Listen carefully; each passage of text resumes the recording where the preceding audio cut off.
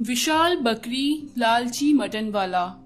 झड़ोदा नामक गांव में साहू नाम का मटन वाला मटन बेचा करता था।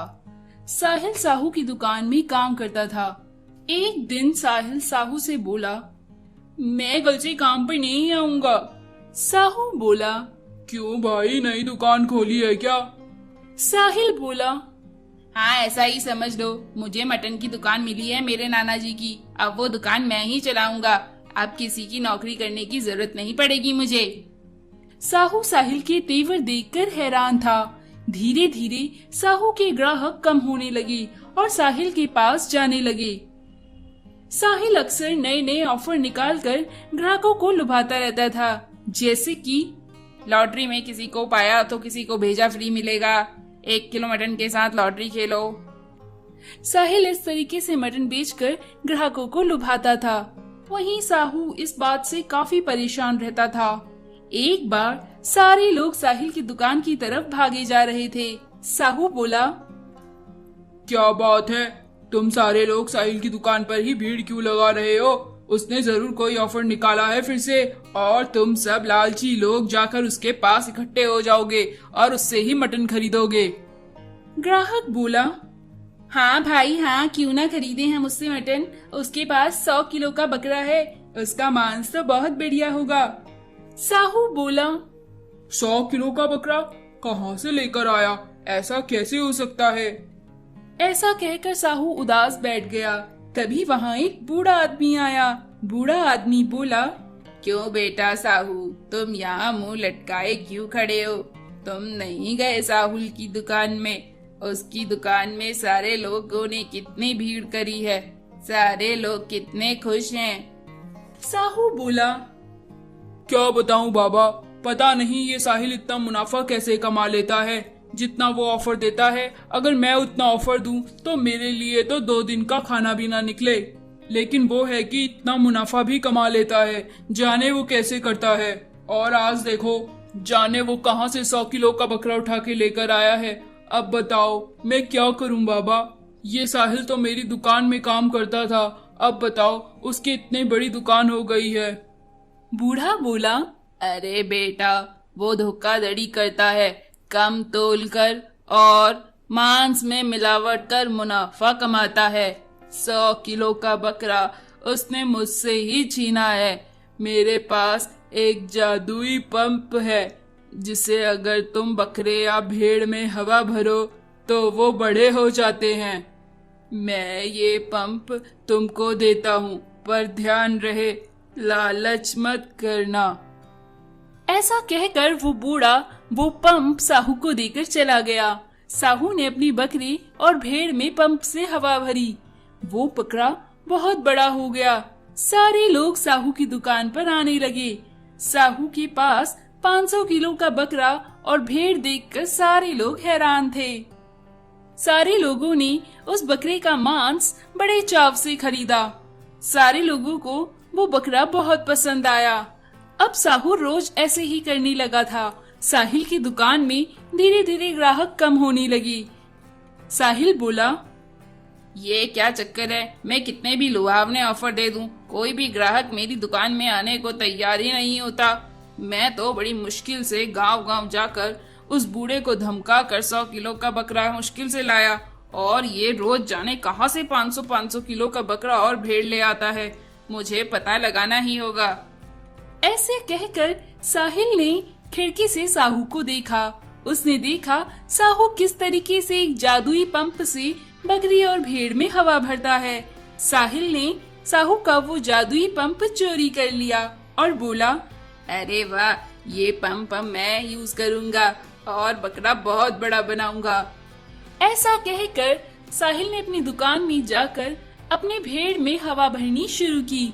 उसने अपने भेड़ में हवा भरी और बोला, और हवा भरता हूँ, बहुत बड़ा हो जाए ये, और हवा भरता हूँ, बहुत बड़ा हो जाए ये, बड़ा मजा आएगा, मैं बहुत सारा मांस बेचूंगा और बहुत अमीर बन जाऊंगा, उस साहू से भी ज्यादा अमीर। ऐसा कहकर वो हवा भरते ही चला गया। बहुत ज्यादा हवा भरने से भेड़ ब्लास्ट हो गया। साहिल की दुकान और उसका घर धराशायी हो गए। साथ में साहिल को भी चोट आई। कुछ दिनों बाद साहिल ठीक होने के बाद रोजी रोटी कमाने के लिए साहू की दुकान पे काम मांगने गया। अरे साहू साहब, मुझे काम दे दो, मुझसे गलती हो गई। साहू ने साहिल को माफ किया और अपनी दुकान पे काम पर रख लिया। तो दोस्तों, लालच करना बुरी बात है। गरीब वर्सेस अमीर चॉकलेट केक। सहारनपुर नामक गांव में एक बेकरी हुआ करती थी। उस बेकरी के मालिक का नाम सोहनलाल था। वो बहुत ही कंजूस था। उसे अपने पैसों का बहुत ही घमंड था। उसकी बेकरी में शहर से बड़े बड़े धनवान लोग केक का ऑर्डर देने के लिए आते थे। सोहनलाल की दुकान के सामने ही एक छोटी सी बेकरी की दुकान थी। उसके मालिक का नाम चंदू था। चंदू बहुत ही गरीब था। सोहनलाल चंदू को हमेशा अपने पैसों का घमंड दिखाया करता था। सोहनलाल की बेकरी में ज्यादा ऑर्डर होने से वो केक में मिलावट करता था, जबकि चंदू के पास ज्यादा पैसे नहीं होने से वो दुकान पर ज्यादा सामान नहीं रख पाता था, जिस कारण उसकी दुकान चल नहीं पाती थी। उसी गांव में रोहन नाम का एक आदमी भी रहता था, जो मजदूरी करके अपना पेट भरता था और जो पैसे बचते थे उनको गांव के छोटे गरीब बच्चों को उन पैसों से मिठाई चॉकलेट खिलाता था। एक बार गांव के बच्चे चिंटू का जन्मदिन था और वो बहुत ही उदास बैठा हुआ था। रोहन ने चिंटू के पास जाकर पूछा, तुम उदास क्यों बैठे हो बच्चे? तब चिंटू बोला, भैया भैया, आज मेरा जन्मदिन है और मुझे चॉकलेट केक खाने का बहुत मन कर रहा है। मैंने अपने पिताजी से बोला कि वो मुझे चॉकलेट केक ला कर दें, लेकिन उन्होंने कहा कि उनके पास इतने पैसे नहीं हैं कि वो मेरे लिए चॉकलेट केक ला सके, इसलिए मैं उदास हूँ।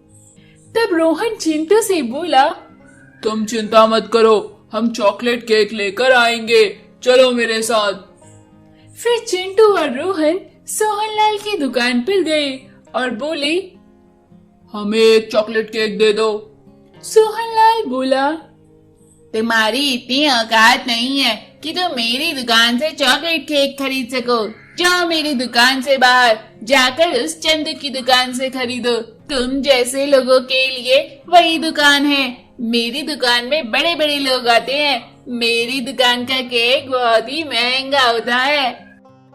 रोहन को सोहनलाल की बातें सुनकर बहुत गुस्सा आया और उसने सोहनलाल को मजा चखाने का सोचा।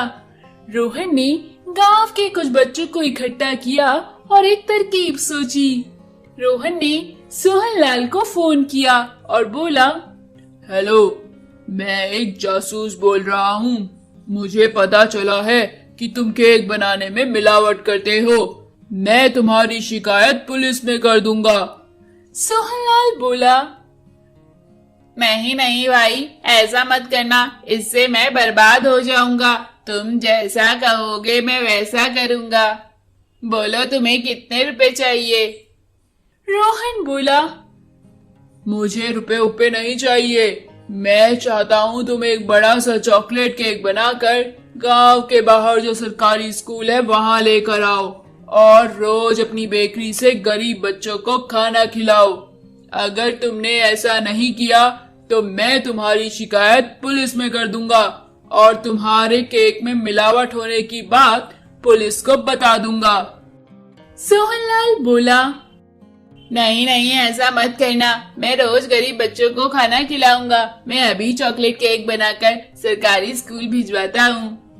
फिर रोहन बोला, हाँ, पर ध्यान रहे इस केक में मिलावट ना हो। हमारे पास पूरी टीम है जो ये चेक करेगी कि केक में मिलावट तो नहीं है। सोहनलाल बोला, हाँ भाई, नहीं, तुम्हारे केक में मिलावट मैं क्यों करूँगा? मेरा क्या दिमाग खराब है? ऐसा कहकर सोहनलाल ने तुरंत चॉकलेट केक बनवाया और गरीब बच्चों को ले जाकर बांटा। अब वो रोज गरीब बच्चों को मुफ्त में खाना और चॉकलेट खिलाने लगा। इस तरह चिंटू की चॉकलेट खाने की इच्छा पूरी हो गई और सोहन लाल का घमंड भी खत्म हो गया।